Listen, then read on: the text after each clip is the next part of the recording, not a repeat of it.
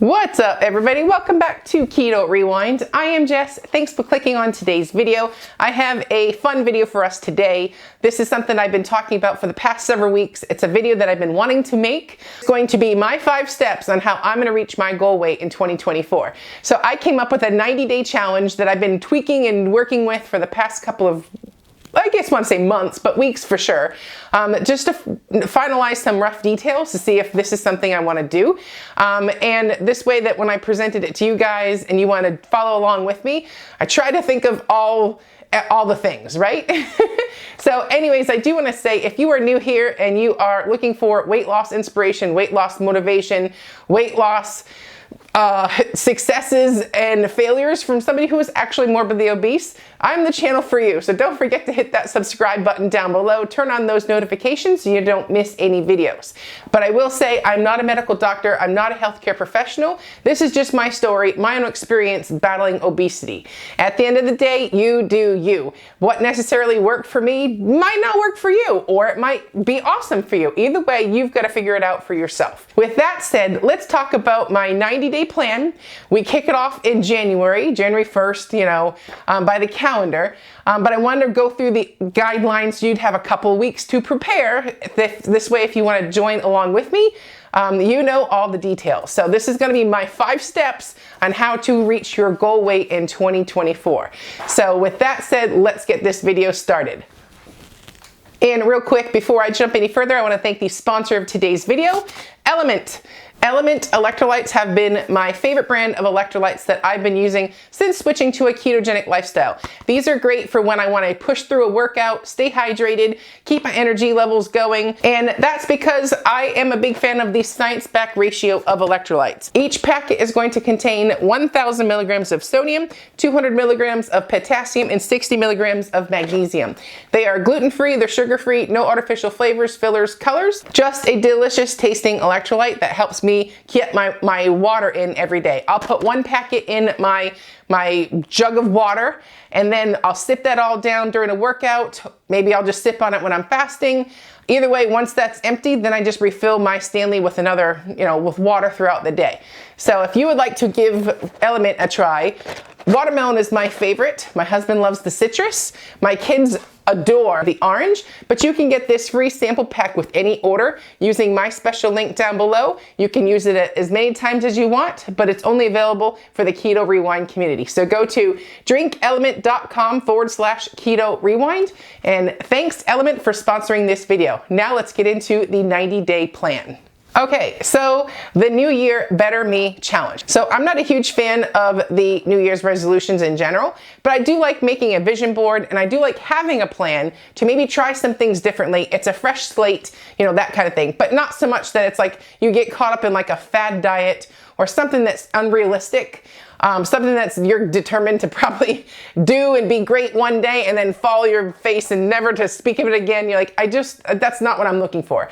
I want in my New Year Better Me Challenge to be an actual lifestyle overhaul. Like, I don't want anything that looked like it didn't work in the past in this new year with my clean slate. So that was kind of the inspiration of this challenge, and this is a 90-day challenge. So this will cover January, February, and March. It'll be different each month based on what I tell you in a few, but this is what I feel like is going to work best for me. So in my first step, or step 1, we're going to do a lifestyle overhaul. When I say that, I mean nothing that you did in the past that brought you to where you are, where you're unhappy or uncomfortable or just you're not living. We don't want to bring that with us. So we want a fresh slate. So being that this is a weight loss challenge, a lifestyle overhaul, I don't want to bring habits or things that didn't work in the past into this new clean slate. So this can't be something that looks anything like it did in the past. So this has to be what I envision is an actual lifestyle overhaul. That means my old unhealthy habits, maybe some old unhealthy thought processes or foods that I chose to include in my lifestyle before, maybe some old habits. None of those things can be brought into the new fresh slate. Because why? They didn't work. So you can't expect to have a lifestyle overhaul if you're not willing to give up the things that got you in this place today. So that means Everything going forward has to be different. And that means if maybe you didn't work out in the past, maybe the new you does work out. Maybe one thing you did in the past were a food you avoided in the past, maybe it's a food you'll have now. You know, like, that's basically what I'm saying. It cannot look like it did back in the day to expect changes. If you want changes and you want to see this to be a success to get to your goal weight, everything has to change. And if you're not willing to change, you're wasting your time. So that would be the first point that I really got to drive home. After that, once you've decided, yes, I want to change things, yes, I'm ready to have things different, yes, I'm willing to put in the work, then you got to decide what you're going to do. For me, I've always enjoyed, for the past 5.5 years now, a keto and low carb lifestyle and high protein, sugar free. You know, like that, when I sit down and I think about what I like to do, I love to eat that way. So for the first 30 days or in month 1, I'm going to be very strict keto. And that means when I'm very strict keto, typically intermittent fasting kind of falls hand in hand. So I'm going to incorporate that as well for the first 30 days. So with that said, I do want to say, I don't plan on staying strict keto. I feel like it's a little too restrictive for me personally, but I'm going to use the strict part of that lifestyle as a tool and gradually release some of the strictness as I progress. But I find I have the most success when I cut it all out and I get back to basics and I do it long enough that my body can be like, oh, you know, and just like have that moment where it can just be me again and not all the sweets and and not be filled with my emotional urges to have those sweets to fix things, because that's not what we're gonna do, because that didn't work, right? So for the first 30 days, I have to be very cold turkey. It's part of the overall just the lifestyle change to set myself up to actually hit my weight loss goal. So I do want to urge you, do not set unrealistic expectations. If you want to do something to lose 20 pounds in 2 weeks, that's just not going to work. You know, you are wasting your time. Go find a fad diet if that's what you're going for. This challenge is a lifestyle overhaul, a lifestyle change. So you've got to set realistic expectations and know it could take 2 years to lose 20 pounds, you know, and be okay with that. So set those realistic expectations. And then also when you are setting up what you plan to do, because keto is going to work for me, doesn't mean it works for you. You may like low carb better. You might like a low carb, high fat. You might like a balanced diet. There's no right or wrong answer. So, but once you've determined what your answer is and what you can stick to long term, if for not only that, it's going to make it easier to stick to if you like it, right? But you also need to define your goals within. So that means, how strict are you going to be? Are you going to have cheat days? How many? What are those going to look like? Are you going to, because I'm going to be avoiding sugar, how many of the sugar-free alternatives am I going to let back in? Seed oils, processed foods. You know, I've got to define what I want. So you need to get a pen and paper and write these realistic goals down. If you can't do strict, don't put strict down, because you're going to fail. You know, do something with realistic expectations that you can stick to, and forget about how much time it's going to take. Because at the end of the day, you will get there if you just put that work in, and the time's going to pass anyways. So don't try to get it all fixed in 2 days. It's a process. So you got to trust the process. So that is step 1. Step 2, you've got to determine your strategy. And step 2 is all about the strategy you're going to take to get to your goal. And what that looks like to you is going to look completely different. But for me, I'm strategizing my plan and taking action so that I know I excel in a lot of areas in this weight loss. I also failed in the past in a lot of areas that are easy fixes. And for me, meal planning and meal prepping, grocery shopping, you know, making lists, you know, planning those things out at least 3 days in advance. So I have foods on hand that might even be cooked and in my fridge that I can reheat.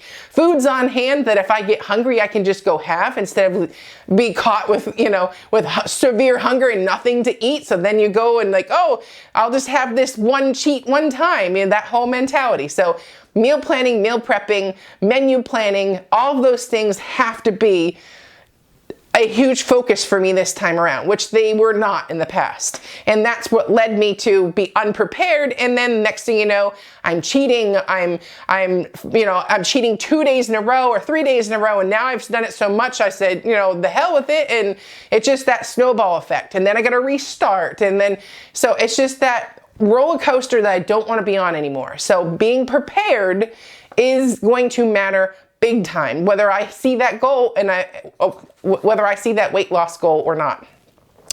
In addition to that, I've got to remove all the temptations. So I got to go through the pantry, got to go through the fridge, got to, I got to declutter all it, get away from all that temptation that's going to just be there looking at me. So if I get rid of it, donate it, get it out of the house, I've organized it, I'm on my way. Set boundaries too, in maybe the first 30 days while you're really kind of like detoxing, defining the new you. Maybe it's best not to party your butt off. Maybe you can just, instead of having a girls' night every Thursday, maybe have 2 that first month. Set some boundaries. Don't hang around people that you know are going to derail you. Give it some time for your body to get some progress before you entertain that, because you're not in a spot where if you start something new that you'd be strong enough to push past that temptation. I know I would not be. I would fall right for it real quick. But if I had 30 days under my belt where I felt really good, I got some good motivation, maybe saying no would come easier at that point, And then also, you want to track macros. That's optional. That's a great way to determine how to learn how to eat. We'll go through all that with videos coming up in the first of the year. But right now, while you're at your biggest or your most unhappiest, or, take the pictures, take the measurements, get on the scale, get that before weight, get all those metrics, and you don't have to show a single person. Just take them. You'll appreciate with them that you took that time to do this tiny little step when you've dropped 150 pounds. You will appreciate that. Those will be the photos when you're also kind of feeling a little drained. You're going to reach back and tap those and be like, that's how far I've come. I'm not that person anymore. I can do this, and you just use those measurements, those inspirations, all of that to keep trudging along when things get tough, or you can just look back and be like, look how far I've come. You just need that second to just feel good. Okay. So once you've done that, the easy part is divide your plan into small, easy, doable goals. You can't try to lose 150 pounds in 1 month and just have that all figured out in that first month. Small momentum, small, doable, achievable goals to get that ball rolling. So maybe the first thing you'd say, instead of saying, I have to lose 150 pounds, maybe say, I need to lose 10 pounds and hit that first 10 pounds before you worry about the 150, that kind of thing. So set those and start knocking those out. And also, I'm going to do dry January for my first month.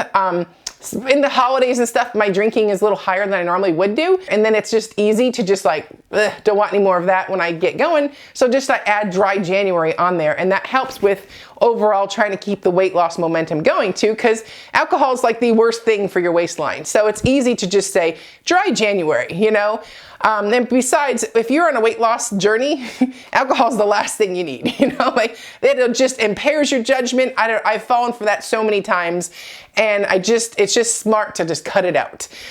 So that is what I'm gonna do for month 1. Month 2, I'm gonna switch from strict keto to low carb for month 2, but I'm gonna add in exercise. Whereas month 1, I focus on nutrition. All of the time I would have spent at the gym, all of those, that effort that I think I needed to focus is going to be driven to purely nailing my nutrition on month 1, staying strict keto. All of that planning, every spare minute I have will go into putting all of that energy into being strict keto. Whereas month 2, my focus will still be on nutrition, but slightly relaxed. So it's just low carb, high protein. And then because I've nailed step 1 or month 1, I'm going to add in exercise at that point. Nothing crazy, just some type of exercise. Month 3, I'm going to go back to strict keto because it's just something to just wake the body up. Strict keto plus exercise. So that is my 90-day plan. We'll talk more as that, and then dry January. So as it goes on, we'll go into more details on month 2 and month 3. So that's your overall strategy. You have to sit down and actually plan this stuff out. You have no idea what you want to do. Why not come up with the plan? And this way, now you have an idea. Take that time. So step 3 is find your release. A mental and a physical release. There's no way you can have success on this weight loss journey, lifestyle change, etc., if you don't have a physical and mental release to get things off your chest. If you're an emotional eater like me, that is one of the #1 reasons I got to be morbidly obese, is because I eat my emotions. Happy emotions, sad emotions, mad emotions, all those things we eat, right? So if you take that all away, and you're no longer eating your emotions, you still have emotions. So you've got to find a way to now redirect into new, healthier ways to cope. So for me, the physical release would be clearly something physical like exercise, an exercise routine like gym, going to the gym, yoga, swimming, walking, strength training, anything that you can do physically. And you have to do that in a realistic way. So if you can go to the gym twice a week, put that on your schedule and do it, In the meantime, a mental release is something you can do every day. It doesn't take hardly any time or any space to sit and meditate, to sit and listen to music, to pray, to read, to write, to journal, to just be social, go out on a date with somebody, like have a girls' night. There's some way, you've got to find a way to release mentally and physically. And it is absolutely a very important part of this journey. And what that looks like to you is going to be up to you, but this is what I'm doing. So I like to read. I like to avoid social media unless I'm looking for recipes or, some health tips, but I don't go on social media to discuss politics or, look at Instagram models. Like it's just no. But I'll go on social media to find a cool recipe or see what cottage cheese is trending now. So with that said, we'll go talk about step 4, finding your support. Sometimes we live in houses that don't eat the same way as us. For me, my children eat kind of like a low carb, high protein, balanced diet, on the cusp of a balanced diet, because they do a lot of athletics. That doesn't mean I can eat that way though. So I have to find ways to make my meals that work for them and the meals that work for me and my husband. So you have to find some type of support system to help you keep going, because there's always gonna be temptation around you. So with that said, you have to find some sort of support so that when you have a moment where you are feeling down, or the weight's not coming off fast enough, or you're not seeing results quick enough, or you're just having a pity party, you need someone you can talk to that gets it. So find some sort of support, like a spouse, a sibling, a coworker, an online group, an in-person place, a friend, anything that you can talk this stuff with, that you're gonna get good quality advice. You're gonna find someone that really brings you up and makes you feel good, and something that inspires you to keep pushing through. And then you can also be that person's support in return if they're having those moments. And it's gonna happen. Facebook groups like my Keto Rewind community, like stuff like that, where you have similar people that have all the kind of same goals in mind and know what you're going through. Those are great support groups. But at the end of the day, you've got to find a support group that works for you. And when you get that support group, don't be afraid to be coachable.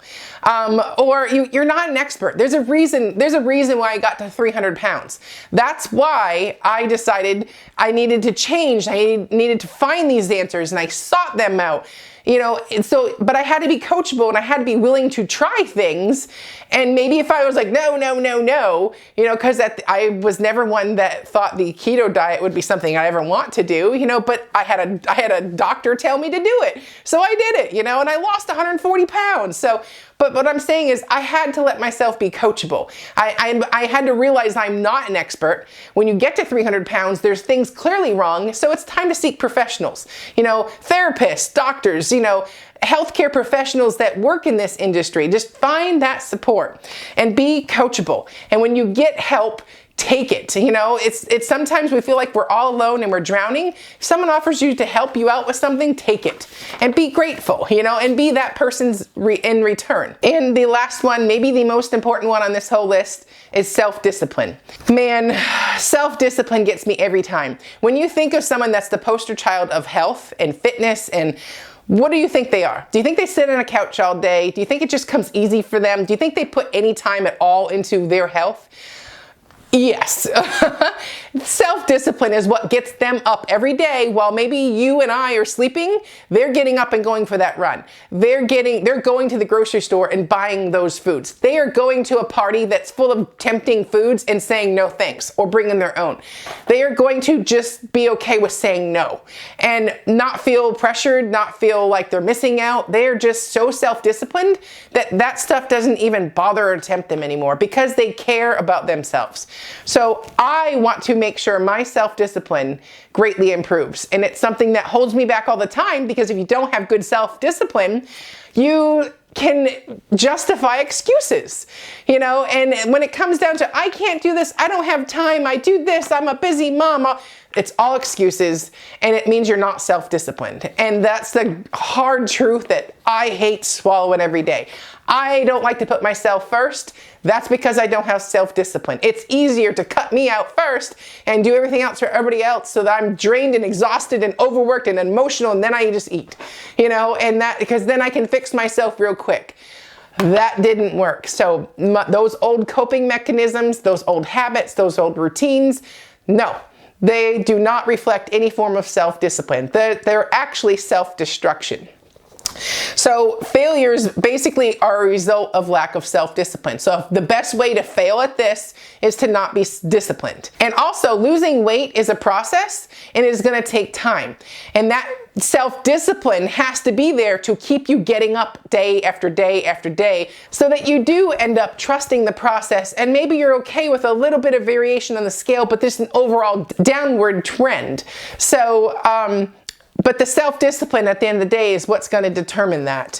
And self-discipline also means saying no to those previous habits and food choices and social situations and maybe even your old routine. It just means saying no to all of that. And that's really hard to do too, because saying no to social situations that's super fun, but you maybe get too wound up or let loose a little too far, and then you have to redo and start again on Monday because of that.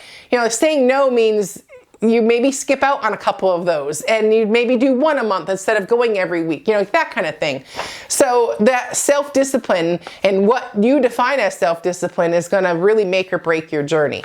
Picture self-discipline as like a drill sergeant, your own personal drill sergeant in your head that says, get up instead of sitting on the couch. Go for a walk instead of sitting on the couch. It's time to make a menu for the week when you want to sit back and relax and do nothing on a Sunday.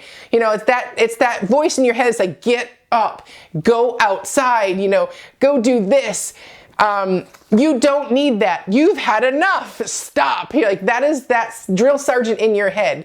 And you got to listen to it because you know what you need to do. And the more you don't do those things is the longer it's going to take to get to that goal weight. And the longer the longer that you resist your inner drill sergeant to be self-disciplined, the longer it's going to take to hit those goals, and whether or not you even hit those goals. And if you hit those goals, your ability to keep the weight off. And as you can see, I regained 50 pounds after I lost 140. So that really sucked, you know, but it's because I wasn't self-disciplined. I thought I could do things and add things back into my diet or my old unhealthy habits, and I thought I could control them, and I couldn't. It was the lack of self-discipline. It was letting one excuse get by that turned into two, which turned into three, which turned into a month of excuses, and the weight just comes back on. So to truly change your life, nothing can look the same that it did that got you to this point today. It has to look different, and it has to include self-discipline, and it has to be something that you work at every single day, no matter how long it takes. So I hope this makes sense. Who's in? Who's ready to do this with me? Comment down below. Let's get this done. Let's have the new year better me. I will see you at the next video. It may be January 1st when the next video comes through. We'll see. No promises. But Merry Christmas, Happy Holidays, Happy New Year, all the things. Let's have a great year together. Come on, 2025. Let's do this.